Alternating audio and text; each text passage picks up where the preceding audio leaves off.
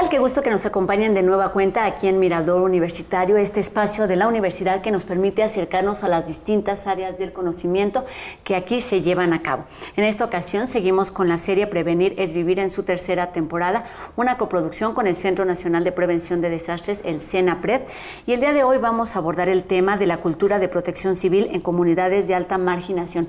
¿Qué significa esto? ¿Cómo llegar? ¿Cómo lograr que la prevención se dé en todos los niveles? Porque prevenir efectivamente es vivir. Para hablar de este tema tenemos aquí a dos invitados que nos van a ayudar a entender y nos van a explicar cómo han trabajado en estas distintas comunidades y cuáles son estas características. En primer término, saludo a Cintia Estrada Cabrera. Ella es subdirectora de promoción cultural en el CENAPRED. Bienvenida, Cintia. Muchas gracias por estar aquí. Y también saludo con mucho gusto a Tomás Sánchez Pérez, director de difusión del CENAPRED. Bienvenido. Gracias, buenos días. Pues tenemos mucho de qué platicar. Lo invitamos a que se ponga en contacto con nosotros a través de las distintas líneas de comunicación que aparecen en su pantalla. Tenemos números telefónicos, redes sociales y nuestra página en internet para que nos haga saber sus dudas, sus comentarios y hagamos nuestro objetivo real, que es hacer juntos este programa.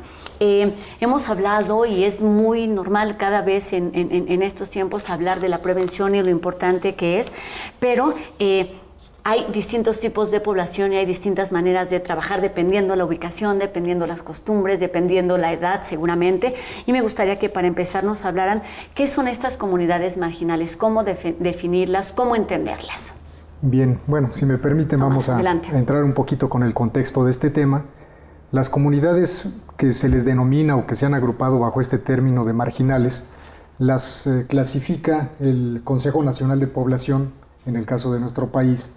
Tiene clasificada nuestra población en varios niveles o varios grados. Hay un índice de marginación que así le denominan.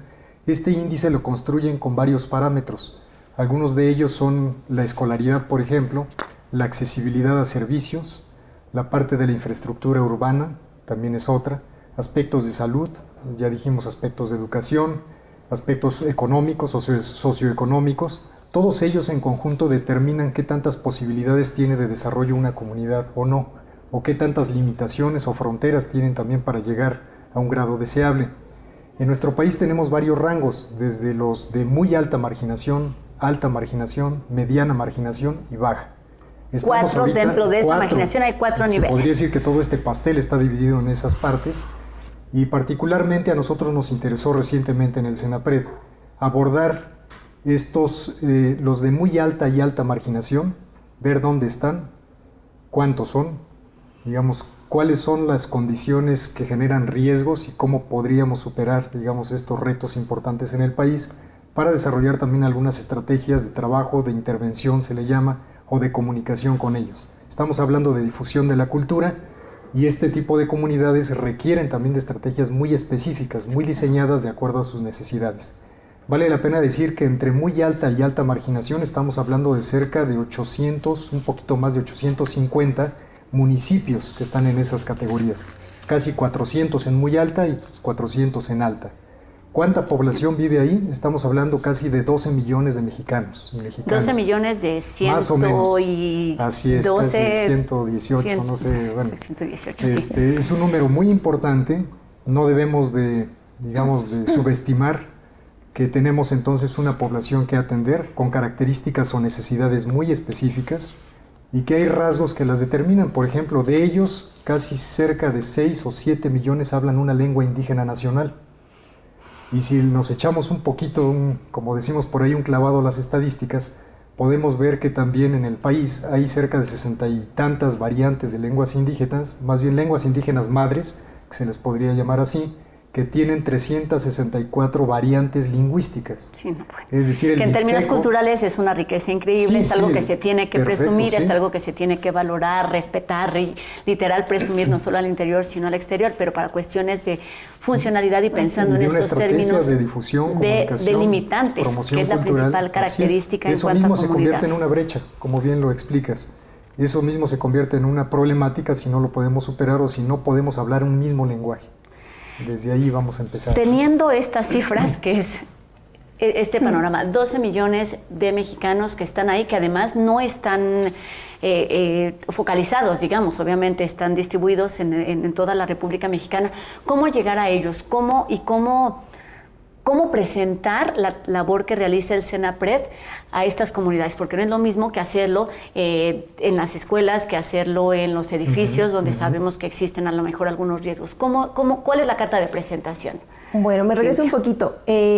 Como bien mencionaba Tomás, están distribuidos sí, pero a través del Atlas Nacional de Riesgos, que es una plataforma en la cual el Senapred puede integrar diferente información de otras instituciones, es posible realizar escenarios en los cuales podemos identificar en dónde se encuentran o localizados, en este caso, por ejemplo, los estados de Chiapas, Oaxaca, Puebla y Veracruz son los estados con mayor índice de vulnerabilidades.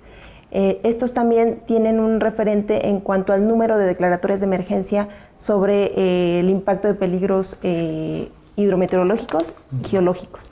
Entonces, toda esta información se cruza y es posible localizarlos. Como bien mencionaba Tomás, sus características de estas comunidades pues, son el poco acceso a bienes y servicios. Por ejemplo, el acceso es difícil.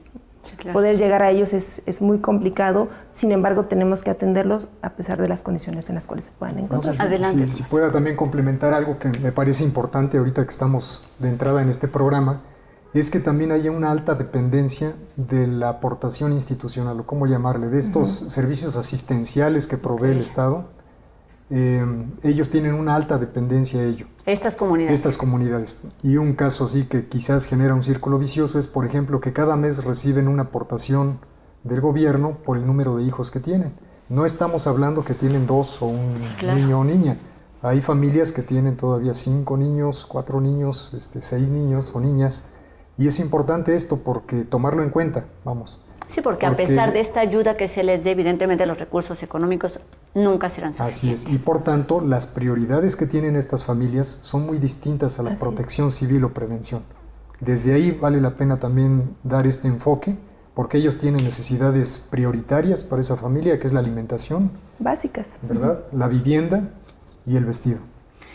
Nos hablan de estos grupos y ya lo decías, están expuestos a estos fenómenos hidrometeorológicos.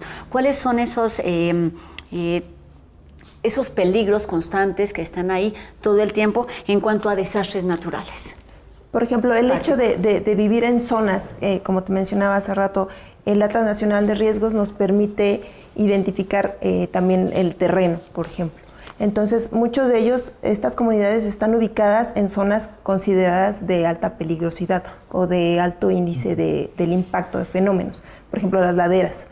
Es un fenómeno muy recurrente, ¿no? Se establecen en las laderas, entonces cuando viene la época de lluvias, por ejemplo, estas laderas tienden a caer. Entonces, al no tener los recursos también para tener una estructura en cuanto a su vivienda con buenos cimientos, con buenos materiales, pues su vulnerabilidad todavía es mucho más fuerte. ¿Qué tanto esto es un beneficio o un pero? Porque se vuelve parte de su vida cotidiana, es decir, siempre están las lluvias ahí, siempre están los huracanes, quizá en distintas zonas, siempre están las inundaciones, las sequías. ¿Qué tanto o qué tan complicado es para ustedes, para el Senapred, llegar y comenzar una nueva cultura o iniciar una nueva cultura, una nueva estrategia? Porque todo esto se vuelve parte o es ya parte de su vida cotidiana, parte de sus usos y costumbres. O sea, ellos no ven la lluvia como la vemos nosotros. Claro. Tienen una relación más estrecha, más natural.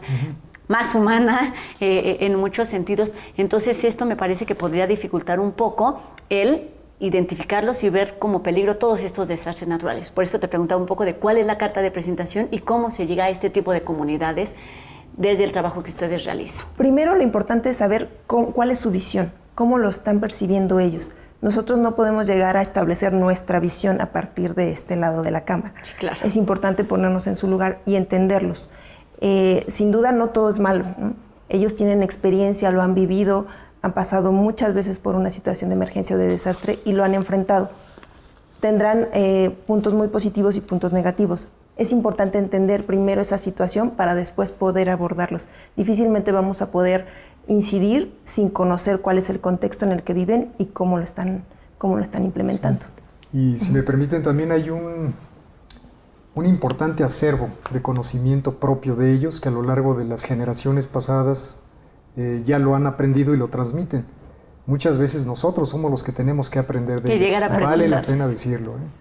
Ellos o ellas viven en comunidades donde también requieren ser escuchados, y esta es una de las grandes lecciones que más adelante vamos a comentar un poquito, el que difícilmente van personas de la ciudad o de estas áreas que trabajan la prevención de riesgos, la protección civil, para socializar con ellos también, entender sus necesidades y a partir de ahí ver cómo se les puede ayudar en que reduzcan este tipo de riesgos. Hay otro dato importante que me gustaría también dejar en este bloque del programa, es que recurrentemente las declaratorias de emergencia o de desastre en nuestro país están prácticamente en esas entidades que mencionó mi compañera Cintia: Guerrero, Oaxaca, Chiapas, Veracruz y Puebla. Si vemos y echamos un vistazo al impacto social y económico de estos desastres, prácticamente están cada 2 o 3 años teniendo una declaratoria de emergencia en esos municipios. Por distintos... Y uno pensaría, bueno, ¿y por qué siguen viviendo ahí? ¿Por qué, hay ese arraigo, esas raíces también tan profundas? Y en parte, comentaremos más adelante a través de unas encuestas, estudios que hicimos con ellos, lanzamos, digamos, un estudio de 1000 encuestas en 8 municipios con estas características. Una de las preguntas importantes era, ¿le gusta el lugar donde vive? La respuesta es claro, sí, claro que sí, claro que sí. Por todo lo que implica. Y eso me parece un excelente... Es una visión también del conjunto, de cómo entender su naturaleza, a pesar de que hay peligros, saben que existen peligros, son conscientes de ello, pero carecen de elementos de cómo protegerse y tener ciertas técnicas o acceso a información que les sea útil. Porque hay mucha información, pero no toda ella está aterrizada, ¿no? Pero para terminar este primer bloque me parece importantísimo decir eso. No solo se trata de conocer esas diferencias que ya están ahí ubicados en este mapa de riesgo, en este atlas de riesgo, sino no es solamente conocerlas, sino identificarlas, ir hacia ellos y entonces aprender, porque de eso se trata. Aprovechemos las posibilidades de la riqueza cultural y de todas las riquezas para beneficio de todos, y eso se puede hacer respetando las diferencias. Es momento de ir a una cápsula que nos habla más sobre este tema y volvemos aquí a Mirador Universitario. No se vaya.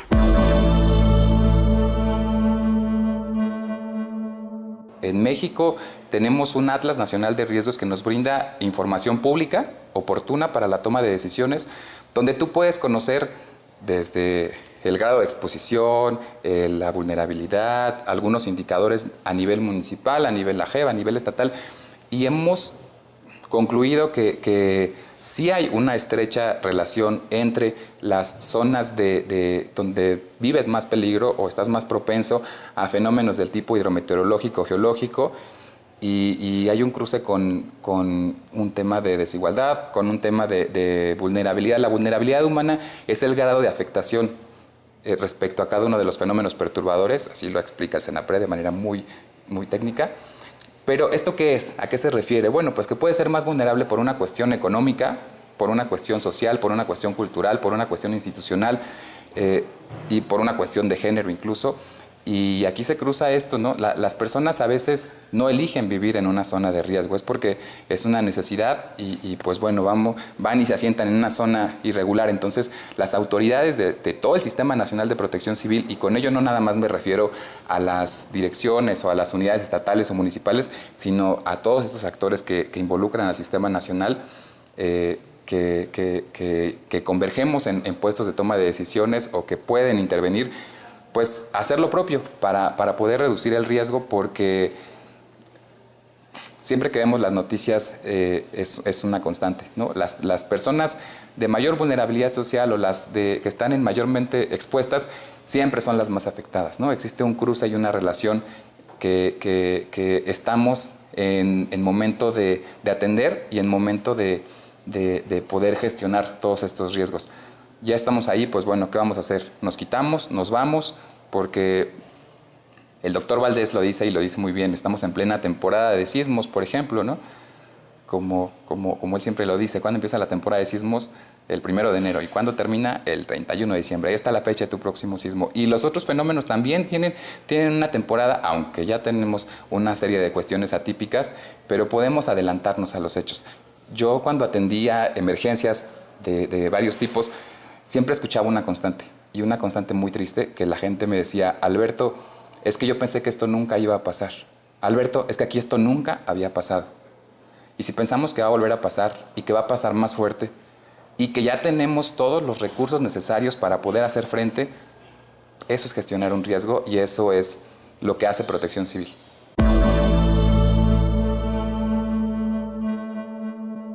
Seguimos hablando de la cultura de protección civil, particularmente en las comunidades de alta marginación, y ya nos platicaban cómo ha sido este encuentro después de la ubicación, este encuentro con las comunidades. ¿Cuáles son esas experiencias con las que se quedan y de las que seguramente han aprendido para llegar a otras comunidades?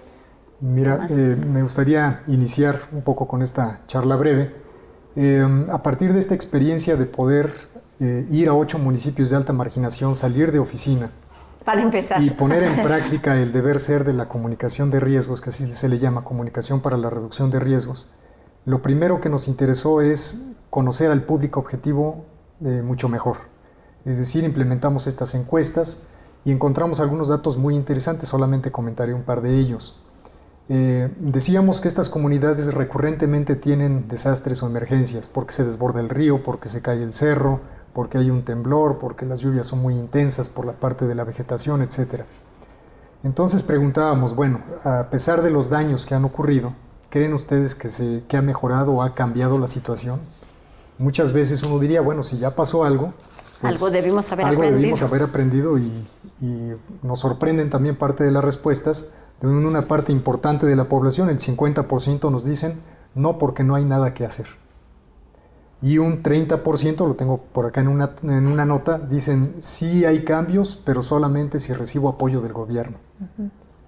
Es decir, entonces hay también una tendencia que pudieran cambiar las cosas si alguien me ayuda, porque yo en principio no siento tener condiciones ni recursos para poder por mí mismo salir adelante.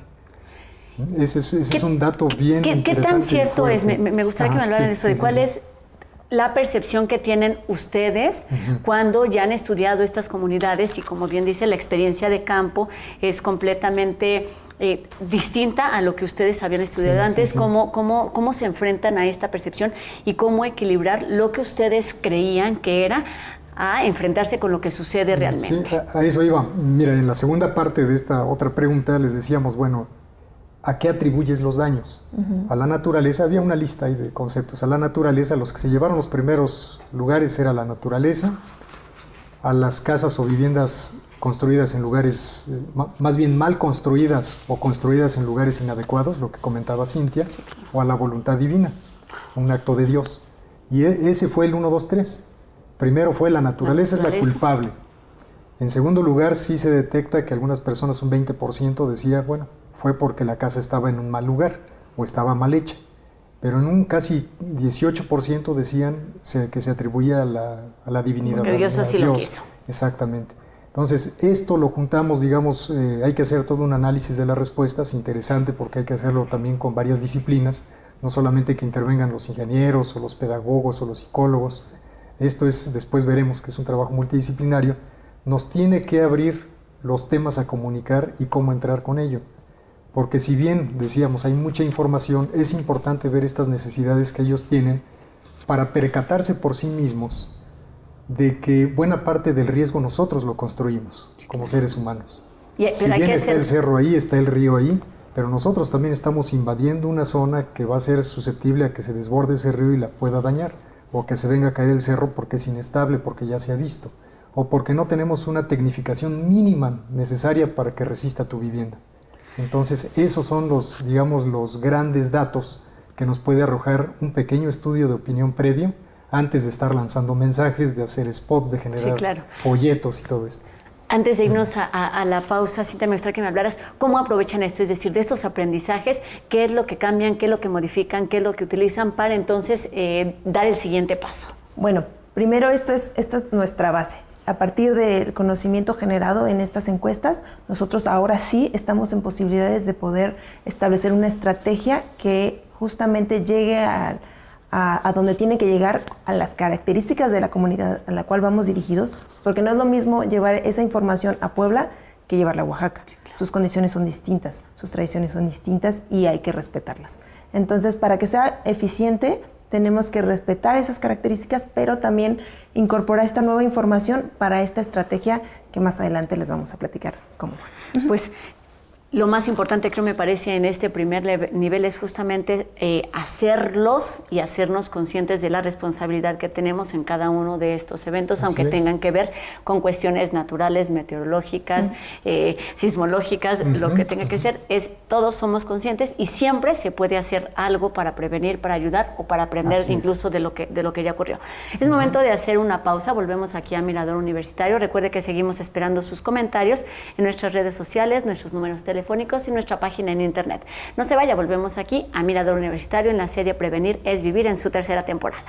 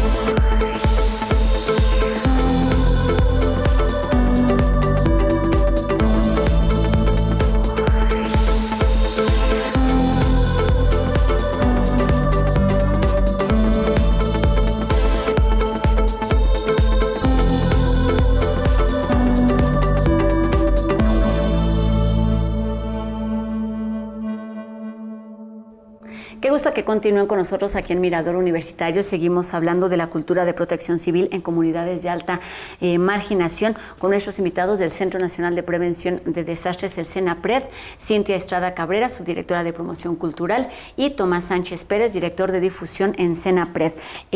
Nos hablaban antes de la pausa de todos estos grupos, la investigación que se hace y del trabajo de campo, que es, digamos, otra forma de aterrizar todo este trabajo que se realiza en escritorio.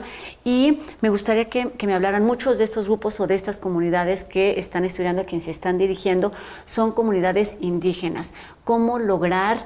Hablaban de la diferencia simplemente del lenguaje. ¿Cómo utilizar las herramientas? ¿Qué tipo de herramientas utilizan para lograr que la información llegue a donde tiene que llegar y cumpla la razón de ser, que es prevenir? Sí, bueno, una primer estrategia de intervención, que así se le llama, fue el diseñar talleres comunitarios. Okay. Y entramos en un caso con talleres comunitarios. Cintia comentará otra estrategia muy interesante, donde entendemos que hay una realidad también institucional en donde muchas veces cada año cambian autoridades porque se rigen por usos y costumbres. Eso es también un reto importante. Y en otro caso son cada 3 años los cambios de las autoridades municipales. Pero bueno, había que lidiar, digamos, con esto. Por tanto, los responsables son pruebas a superar. Sí. Los responsables o encargados de la protección civil municipal muchas veces es gente también de la misma comunidad que también habla la lengua indígena que hablan ellos, que tienen, identidad, conocen todas las brechas para llegar ahí o las veredas, los conocen de nombre, saben inclusive cómo se llaman las familias o de dónde son, etcétera, y tienen una alta confianza en ellos. Eso también lo pudimos medir. Y aprovechar. El problema es de que cada 3 años los cambian o a veces los cambian cada año. Y algunas veces la escolaridad de estos compañeros de protección civil municipal en ese tipo de comunidades anda en el 3º o 4º de primaria. Algunas veces no saben leer o escribir. Por tanto, entonces, las mismas estrategias de llevarles muchos folletos y otro tipo de ayudas no son tan útiles, no son tan accesibles. De ahí que entonces diseñamos un taller comunitario o talleres comunitarios muy a las características de lo que ellos requerían, y llevamos más que a enseñar, quisimos trabajar con ellos en que probaran si los materiales les eran útiles o no. Queríamos crítica a los materiales y dijimos, vamos a presentar una infografía de plan familiar de protección civil o de una mochila de emergencia. ¿Qué le pondrían ahí adentro una mochila en caso de que hubiera una emergencia y les pidieran que dejaran su vivienda y se fueran a un albergue o algún refugio temporal? Y entre ellos empezaban a discutíamos juntos y aprendíamos también con ellos. Entonces este tipo de estrategia nos sirvió mucho para aprender, pero también para validar nuestros materiales o corregirlos en caso de que estén muy urbanos. Sí, claro, qué tan funcionales son en estas comunidades. Entonces de ahí traemos una experiencia importante. Los talleres son útiles, muy útiles, pero hay que adecuarlos a personas también que tienen este otro tipo de necesidades. Lamentablemente algunos de ellos nos dijeron al final, es que yo no sabía leer no sé leer ni escribir, y me dan el material y no querían participar, pero no participaban por ello. Y hacía falta desde el principio, con un buen enfoque pedagógico, decir, a ver, quiénes no saben leer o escribir para que lo trabajemos de otra forma. Y entonces utilizar dibujitos y otro tipo de herramientas. Platícanos además de estos talleres, Cintia, ¿cómo trabajaron? A la parte de los talleres comunitarios, llevamos a cabo una estrategia que se llama Caravana de la Prevención. Este es un poquito más didáctico, es más enfocado, por ejemplo, a los niños. Es una estrategia muy bonita porque trabajas directamente con la comunidad. Como bien decía Tomás, también uno aprende mucho de ellos y ellos también quieren expresar cómo han llevado a cabo sus experiencias en cuanto a prevención de desastres o la atención tal cual de la emergencia. En esta caravana lo que hacemos es, por una parte, a través de diferentes dinámicas, muchas ilustraciones, poca información, pero con un discurso mucho más amigable y mucho más sencillo, podíamos platicar con ellos sobre por qué es importante prevenir y por qué teníamos que hacerlo y cómo podíamos hacerlo a partir de su contexto. Entonces, para esto ellos nos platicaban, muchas veces nos decían, el año pasado se desbordó este río, entonces yo hice esta cosa. Entonces esto nos permite a nosotros decir, pero tal vez te olvidaste de este otro punto que es importante, entonces hay que considerar que en futuros eventos hagamos esto. Parte también de esta estrategia era un juego de lotería. Ahí tenemos unas imágenes muy bonitas porque tenemos a las señoras, las cuales, por ejemplo, en Oaxaca, ellas no salían de su casa hasta después de las 5, porque es cuando ya llegó su marido y ya comió, entonces ellas ya pueden salir. Entonces nosotros teníamos que esperarlas para que se acercaran y jugaban a la lotería y estaban muy contentas porque ellas no sabían leer, pero eran puras imágenes, entonces eso facilitaba mucho, no se requería. Y la información a través de imágenes sí se les quedaba y era algo muy divertido para ellas y les gustaba mucho, tanto que iban por otras mujeres de la comunidad para que también jugaran y se llevaran un poco de información. Este tipo de herramientas fueron muy útiles. Con los niños también llevábamos unas maquetas para mostrar cómo se desarrolla un fenómeno geológico y uno hidrometeorológico, en el caso de las lluvias, deslizamiento de laderas y también cómo se genera un tsunami, pero de una forma muy sencilla. Como mencionaba Tomás hace rato, dentro de las evaluaciones y de las encuestas pudimos determinar que muchas veces la culpa era la naturaleza. Pero entonces, ¿cómo les decimos que la naturaleza no es culpable? Habría que decirlo de una forma muy suave y muy sutil para no poder, para no llegar a una confrontación. Entonces, a través de estas maquetas se los explicábamos de una forma muy dinámica y lo entendían perfectamente. Entonces colocábamos diferentes objetos y les decíamos, ¿qué pasa si yo esta casa la quito de aquí? ¿Quién sale dañado? No, pues nadie, no sale nadie. Entonces quien puso esta casa aquí también es responsable del desastre. Entonces estas estrategias fueron muy funcionales, nos han parecido útiles y estamos pensando en un futuro poder llevarlas a otras.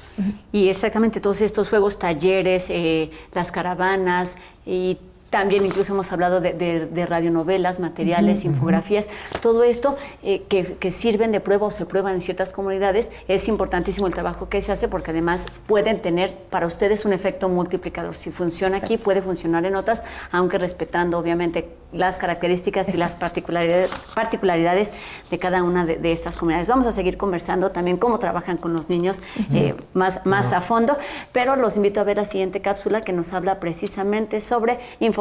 Volvemos. De acuerdo con la Zagarpa, el 43% de los trabajadores agrícolas de México son mujeres. Si tomamos en cuenta que en México hay más de 750,000 mujeres en el sector primario y agroempresarial, pues empezaríamos a entender la necesidad de poder incorporar a esas mujeres a redes de brigadistas comunitarias, a promotoras de la cultura de protección civil dentro de sus comunidades, Ya hay programas sociales que lo hacen. Prospera incluso el año pasado, en el 01800 Prospera, se agrega un botón adicional donde ellas pueden reportar una emergencia o un desastre. Esto se conecta al Centro Nacional de Comunicaciones de la Secretaría de Gobernación y se da puntual atención. Eso es lo que yo imagino que podría ser una buena estrategia para poder sumar, escuchar a la población de viva voz y de manera directa, ¿no? A través, en este caso, pues bueno, fue con mujeres líderes, fue con vocales y jefas de comités. Entonces busquemos esas estructuras que ya están constituidas, los consejos de Cuenca, los consejos ejidales, y busquemos incidir en estos espacios. Bien, algunas recomendaciones para comunicar el riesgo desde un enfoque dirigido a las comunidades indígenas. La primera sería escuchar las necesidades de la población, definitivamente es primordial. La segunda, conocer el entorno, conocer la lengua indígena, conocer la variante, saber cuáles son los usos y costumbres, saber cuál es el orden en el que se trabaja dentro de estas comunidades, para entonces poder extender los apoyos, las ayudas, lo que se necesita, lo que no se necesita. Recuerdo puntualmente en Chiapas, el gobierno entregaba latas de atún y las personas no comían atún. Entonces bajaban a las comunidades y cambiaban las latas de atún por chiles verdes. Un ejemplo claro de que tenemos que escuchar. Los comunicados de protección civil no se hacen a través de un escritorio, se hacen desde campo también y se hacen consultando a las comunidades y en especial a las comunidades rurales, indígenas y campesinas.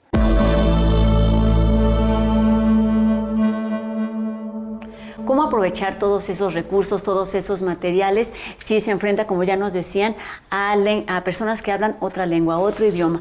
¿Cuál es el primer reto y cómo lograr esta conexión a partir de esas diferencias? Tomás. Sí, mira, hablando en particular de lengua de comunidades indígenas. Sí, claro.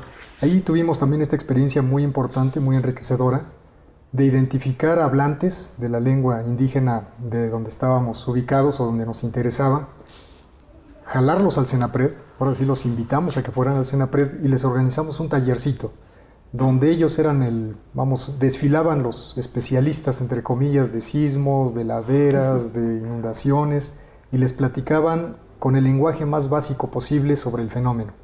Después les dimos a estos compañeros que hablan una lengua indígena y también hablan español, son bilingües, materiales, y tratamos de invitarlos a que nos ayudaran a traducirlos a su lengua. Aquí hay un proceso que tuvimos orientación del INALI, el Instituto de Lenguas Indígenas, porque nos hablaban de la pertinencia lingüística, que es un término interesante en donde lo que dices en español no lo debes de traducir literalmente a la lengua. Okay. Si hablamos de la losa de una construcción, ellos no le dicen losa, ellos le dicen la cabeza de la casa. Cuando aquí hablamos de que debes de tener castillos y dalas, y que muchos en las zonas urbanas lo entienden o lo comprenden, estos elementos que le dan la resistencia a la casa en un temblor, las construcciones, ellos les dicen los brazos y las piernas, y así lo entienden. Entonces había que traducir, y esto déjame decirte que nos deja también mucha experiencia y es bien enriquecedor. Es muy bonito también trabajar con ellos, lograr materiales con esa pertinencia, que puedan vaciar estas ideas y que después no se queden en formato impreso. Tratamos de llevarlo a que una vez que lo teníamos, se grabaran los audios y que estos audios llegaran a su comunidad. Estamos en ese proceso. Es un proceso impresionantemente, digamos, no lo podríamos abarcar con estas 364, te dije, variantes lingüísticas que hay en el país, pero ya vamos avanzando en algunas. Llevamos ahorita cerca de 12 lenguas o variantes distintas y muchos materiales del CENAPRED de los 7 temas más taquilleros que tenemos, de laderas, sismos, inundaciones, ciclones tropicales, etcétera. Ya están traducidos. Esos son los temas taquilleros, porque son los que recurrentemente les pegan más a estas comunidades, ya los tenemos en algunas lenguas. Entonces podría dejarlo ahí y es un trabajo que da para mucho tiempo más.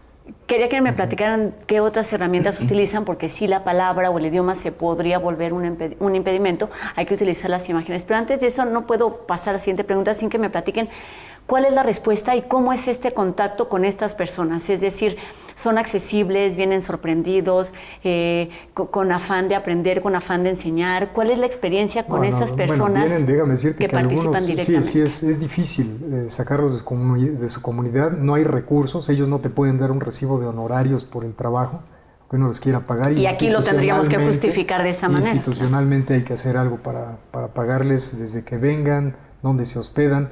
Una de las personas que vino recientemente, lo primero que quería es ir a la Basílica de Guadalupe y después a grabar ya los audios o hacer el trabajo que fuera. Entonces hay que ser respetuosos también de esta parte, de esta identidad, de esta cultura que tienen, y sí se puede lograr.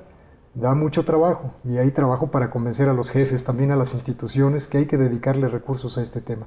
Pero sí se puede hacer y es quizás sistematizando más esta experiencia, pensamos que se puede llevar a cabo con mejores resultados. Recursos económicos, pero pienso también en muchos recursos humanos y cuestión de tiempo, de ir, de platicar, de negociar, paciencia. Y eso, de estar conscientes de que son procesos largos, pero que los resultados pueden ser muy positivos, no solamente con esa persona o con ese pequeño grupo con el que estás trabajando y al que intentas convencer de que venga y de que lleve o de que traiga información, sino para todas esas comunidades que están literal en situación de riesgo y de vulnerabilidad. Háblanos, Cintia, de todos estos estas otras herramientas que no solamente tienen palabras, sino imagen. ¿Cómo lo hacen? Sí, me regreso un poquito, por ejemplo, en otros, no solo la pertinencia del lenguaje, sino también de las imágenes. Cuando realizábamos una historieta que se llama El secreto del árbol, es una historieta que habla justamente de deslizamiento de laderas, es muy bonito, está dentro de nuestros materiales en la página de internet. Nos acompañaba una persona que vive justamente en la Sierra de Puebla.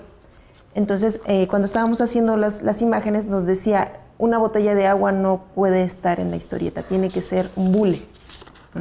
Entonces, el dibujante tenía que entender cómo era el bule para que se plasmara justamente como su comunidad lo pueda adoptar, exactamente, sí. Para que haya puedan adoptar ese material como suyo. Si no se sienten identificados, no se va a lograr el objetivo. También las características de los personajes son muy importantes. La caracterización de la madre naturaleza también tenía que estar muy supervisada por parte de las personas a las cuales estaba dirigido. Si no, es muy difícil que se logre el objetivo. Pues son procesos muy largos, pero a mí me parecen muy humanos y con muchos resultados.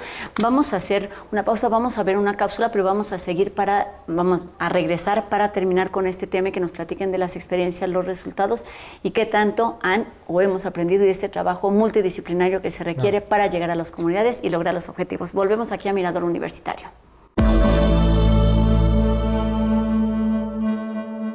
En Ixtaltepec nació el proyecto a raíz de los sismos del año pasado. Nosotros escogimos esa comunidad porque fue la comunidad que realmente menos apoyo tuvo. Todo se centró en Juchitán y vimos que esa comunidad realmente fue afectada por el segundo sismo, que fue un poquito después del 19. Y decidimos trabajar en 3 fases. La primera era infraestructura resiliente, la segunda fase era desarrollo humano y la tercera fase era desarrollo económico. En la primera fase pues estaba enfocada literalmente a las viviendas, preocupados de que ellos realmente tuvieran una vivienda que fuera resistente ante cualquier situación de emergencia, que fuera una vivienda, como ellos le llaman, una vivienda de material, que fuera una vivienda que fuera digna, que fuera preparada para que pueda crecer hacia un segundo piso. Nosotros le llamamos una casa semilla, es una casa que está preparada para poder crecer, y a la gente es un diseño participativo. Con ellos se trabaja el diseño de la casa y ellos te van diciendo, ya sabes qué, yo quiero una puerta que me la pongas aquí atrás porque tengo un tema de un hijo, sabes qué, quiero que la barrita de la cocina me la acomodes de este lado. Entonces vamos trabajando con ellos para que ellos sientan que es como su casa, que realmente es su casa, pero que sientan que ellos están participando en el diseño de la misma, ¿no? En el tema de desarrollo humano, estamos instalando todo lo de capacidad de instalación de resiliencia, lo que ya les comentaba de cómo ellos pueden aprender a protegerse, a aprender a hacer su plan nacional su plan familiar de protección civil, a hacer su mochila, a que ellos sepan distinguir cuáles son los tipos de fenómenos, en qué manera les puede afectar, cuáles son los fenómenos que le afectan a su comunidad y qué pueden hacer para restaurar el efecto que pueda tener en ellos. Y en el desarrollo económico también es una cosa que siento que muchos dejan de lado, que llegan a la primera respuesta y llegan a llegar a las casas y la construcción, pero también la gente que trabajaba y tenía, no sé, hornos. En Oaxaca mucha gente que hace totopos y tenía hornos, los hornos se destruyeron, la gente que hacía zapatos, su taller se le destruyó. Entonces ver la manera de cómo desarrollar proyectos productivos para que ellos puedan restablecer su economía y porque también también es base de cómo volver a la vida misma, ¿no? Porque me quedé sin casa, me quedé sin mi oficio, me quedé sin nada. Entonces, ver cómo la manera de que vamos en paralelo de cómo voy a recuperarme yo como persona, o cómo voy a recuperar mi vivienda, pero también cómo voy a recuperar pues la vida misma, ¿no? Entonces sí estamos también preocupados en ese tema, entonces estamos buscando alianzas de ver de cómo poder contribuir para que ellos puedan activar su economía. Lo que más me deja es ver a una familia transformada. O sea, yo sé que la casa de vivir en un piso de tierra a cambiar un piso de concreto es algo impresionante y es algo que ahí erradica y ya cambia de ser pobreza extrema, cambias algo.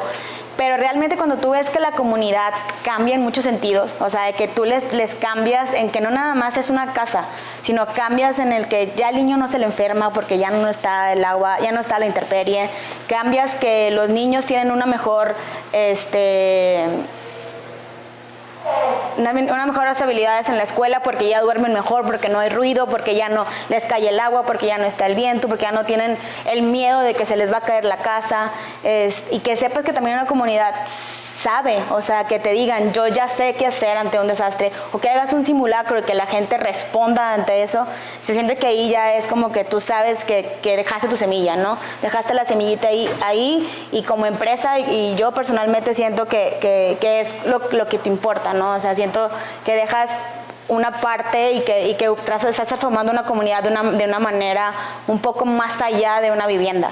O sea, porque la vivienda, como en nuestro legado siempre es el medio, pues el pretexto, pero cambias temas de salud, cambias temas de educación, cambias temas inclusive de relaciones parentales, inclusive ayudas en temas en que la gente se lleve un poco mejor, la gente está más tranquila, la gente no tiene tanto nerviosismo.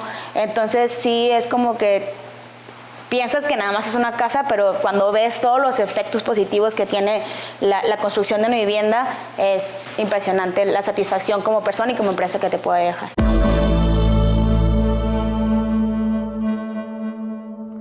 Seguimos aquí en Mirador Universitario hablando de Prevenir es Vivir en su tercera temporada y bueno, estamos a punto de terminar, pero un tema que se había quedado por ahí en el tintero, que ya no lo manejaron de forma muy general, es los niños, y me parece un grupo importante no solamente por la forma en la que lo tratan, sino por lo que significan ellos en un futuro. Es decir, es importantísimo empezar en etapas tempranas, cómo hacerlo y cómo ha sido esta experiencia. Sí, sin duda los niños son esponjas, son curiosos, quieren aprender. Nos pasó muchas veces durante la caravana, los niños no dejaban hablar porque quieren expresar lo que ellos han vivido. Cada vez que se les mencionaba algún punto de es importante que tengas, no sé, alimento en tu casa, ellos levantaban la mano y daban sus comentarios. Entonces todo eso tenemos que aprovecharlo. Sin duda, como lo mencionas, ellos son el futuro. Entonces tenemos que incidir a través de la educación formal y no formal. Como mencionábamos en un inicio, el acceso a la educación en esas poblaciones es escasa, no es una prioridad, desafortunadamente. Sin embargo, sí se puede aprender de otra forma, como a través de juegos, por ejemplo. Entonces, con base en eso hemos desarrollado algunos ejercicios, unos concursos infantiles sobre cuento y pintura, sobre el volcán Popocatépetl, por ejemplo, sobre su percepción sobre los sismos, y recientemente uno sobre tsunamis en la zona de Guerrero. Entonces, ¿qué implica estos ejercicios? Pues que el niño investigue, lea, pueda, a lo mejor, cuando revisamos los dibujos vemos que hay participación por parte de los padres, que no está mal porque a través de esa actividad pues hay una convivencia familiar. Y un aprendizaje. Y un aprendizaje, exactamente. Entonces, cuando los vamos revisando, nos damos cuenta de su creatividad y de lo que ellos quieren decir y cómo ellos perciben a los fenómenos naturales, y es muy enriquecedor. ¿Cuál es el rango de edad, por ejemplo, de estos chiquitos que son, digamos, el punto importante? Ahorita hemos hecho estos ejercicios en el nivel primaria, entre 4º y 6º de primaria, pero pues no descartamos en también hacer una evaluación a través de estos ejercicios en unos niveles más avanzados. Bueno, el aprendizaje tiene que ser desde el año 1 hasta el año 99 y más si se acumulan. Exactamente. Estamos por terminar este programa y la importancia de prevenir en comunidades marginales. A partir de esta experiencia de estas 8 comunidades en las que trabajaron directamente, ¿cuál es ese reto a enfrentar, además de todo ese aprendizaje y del trabajo que ya realizaron, de lo que han aprendido con estos contactos, con estas intervenciones? ¿Cuáles son esos o ese primer gran reto a superar? ¿Qué es el paso siguiente para lograr que la prevención sea una constante o la cultura de la prevención sea una constante? Bueno, dentro de este proyecto que estuvo dirigido a estas comunidades, nosotros lo queremos cerrar con la elaboración de una guía o manual práctico para protección civil municipal. Sí. Que recuperemos todo este aprendizaje que hemos comentado, que lo vaciemos en este manual de manera muy simple, muy sencilla y que ellos tengan las estrategias a la mano. Es decir, sería el ABC o la lista de chequeo, como lo queramos llamar, entendiendo que ellos van a ser, son personas que tienen una alta movilidad. Ahorita están unos, al rato cuando van aprendiendo ya los cambian y llegan otros, y siempre será un trabajo de nunca acabar. Que se quede ahí algo constante, un testimonio. Así es, también estas estrategias que ya han mostrado ser exitosas, por ejemplo la caravana de la prevención, el acercamiento con la comunidad, mandamos una lona y se avisa: la caravana va a visitar este municipio el próximo domingo, acércate, cuando van a la plaza pueden pasar y ver qué es lo que hay en la caravana. Eso nos da una cercanía y si ojalá se pueda reproducir esto en muchos lugares porque es itinerante, eso pudiera también funcionar bastante bien. Entonces todo esto lo quisiéramos dejar en ese manual que ya lo empezamos a construir.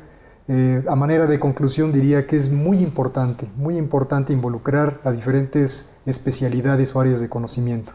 No lo dejemos solamente en los científicos duros, vamos, lo de las ciencias duras, de los hidrólogos, geofísicos, sismólogos, estructuristas, son importantes ellos, claro que sí, pero también es importante involucrar a las áreas sociales. Todavía, hay que admitirlo, tenemos ese divorcio entre las áreas de las ciencias sociales con las naturales, tenemos a los psicólogos sociales, tenemos a los geógrafos sociales, tenemos a los antropólogos sociales, a los sociólogos, trabajadores sociales, que son un soporte fundamental para estas estrategias y nos enriquecen muchísimo. Con chicos de servicio social nos hemos nutrido también para que vayan y participen y les encanta también estar en este tipo de iniciativas. Entonces vale la pena y hacemos ese llamado también a que independientemente de la carrera de la que seamos, los comunicadores, periodistas, todos los que ya comentamos, tienen cabida porque es un tema transversal. Todos podemos poner algo desde nuestra profesión para vincularnos con la reducción de riesgos. Ese sería el llamado que haría de mi parte. La participación constante y respetar e integrar también esos científicos sociales que luego no se les da. Y saber escuchar a la comunidad. También es algo que nos llevamos muy adentro cuando fuimos y nos decían muchas gracias por haber venido. Es de las pocas o primeras veces que alguien me escucha y que ustedes vienen. Veo que es importante lo que traen, pero gracias por escucharnos. Créeme que esa fue una de las grandes lecciones que es importante lo que traen, pero es importante seguro también lo que tienen que exponer. Cintia, manera de conclusión, ¿con qué nos quedamos? Los niños, en lo particular los niños, la educación, como te mencionaba, no es necesariamente formal, informal es bastante buena y pues tenemos que ir creando y sembrando una semillita en ellos. Si bien las autoridades van cambiando constantemente, pues nosotros nos quedamos ahí. Ellos se quedan en sus comunidades y si ellos tienen una semillita sobre la cultura de autoprotección, pues seguramente su comunidad también lo va a lograr. Y se irá multiplicando. Así es. Y es importante decirlo porque no solamente estamos hablando de estas 8 comunidades o de estos 4 estados que resultan más vulnerables en este mapa de riesgos, que son Oaxaca, Puebla, Veracruz y Guerrero, sino son 12 millones de mexicanos que están ahí en todo el territorio de nuestro país y que no solamente presentan como característica principal estas limitantes de las que ya nos han hablado, sino también una riqueza que hay que aprovechar y bueno, todos y cada uno de ellos son seres humanos, todos merecemos una oportunidad y se oye mucho últimamente esto de los derechos, pero es eso, el derecho a la educación y el derecho a ser iguales y respetar las diferencias. Me da muchísimo gusto haber platicado con ustedes. Muchísimas gracias. Seguramente tienen muchísimas más experiencias que platicarnos porque este contacto con la gente no solamente los enriquece a ellos, sino los enriquece a ustedes y nos enriquece a quienes los escuchamos. Cintia Estrada Cabrera, subdirectora de Promoción Cultural en Senapred, muchísimas gracias. Muchísimas gracias a ti por la invitación. Y Tomás Sánchez Pérez, director de difusión del Senapred, también muchísimas gracias por haber estado con nosotros. ustedes. Gracias. Muchísimas gracias también y felicidades por todo lo que han hecho y seguramente tienen ahí un área de oportunidad increíble para los siguientes días, meses, años, el futuro cercano. Muchísimas gracias. Muchas gracias. Muchísimas gracias también a ustedes por habernos acompañado aquí en esta serie de Prevenir es Vivir en su tercera temporada. Nos vemos aquí en la siguiente emisión de Mirador Universitario. Adiós.